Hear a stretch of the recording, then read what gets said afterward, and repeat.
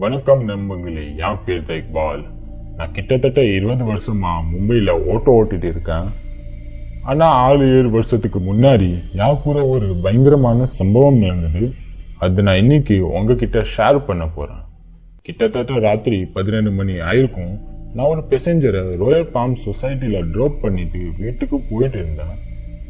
நடு வழியில் array colony வந்தது.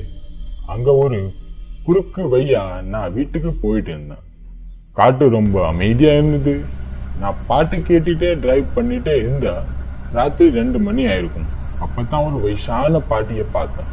ஆட்டோவை அவங்க கிட்ட நிறுத்திட்டு அவங்க கிட்ட கேட்டேன், மேடம் எங்க போகணும்? அந்த பாட்டி சொன்னாங்க, நான் கொஞ்சம் முன்னாடி தான் போகணும்ப்பான்னு சொல்லிட்டு என் ரிக்ஷால உட்காந்தாங்க. அவங்க மூஞ்சி அவங்க பெரிய முறினால என்னால சரியா பார்க்க முடியல. நான் திரும்பி பாட்டு ஸ்டார்ட் பண்ணிட்டு ரிக்ஷா ஓட்டிட்டே இருந்தேன்.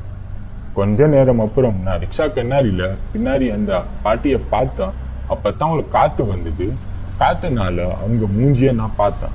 அவங்க மூஞ்சி பார்க்கறதுக்கு ரொம்ப பயங்கரமா இருந்தது. அவங்கள பார்த்து நான் ரொம்ப பயந்துட்டேன். ஆனா நான் அவங்கள பார்த்தேன்னு காட்டிக்கல. நான் ரிக்ஷா ஓட்டிட்டே இருந்தேன்.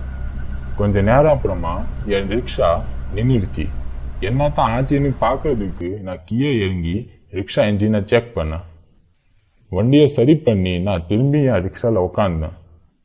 நான் பின்னாடி திரும்பாம என் ரிக்ஷா கண்ணாடியில பின்னாடி உக்காந்த அந்த பாட்டியை பார்த்தேன். ஆனா அந்த பாட்டியை காணோம்.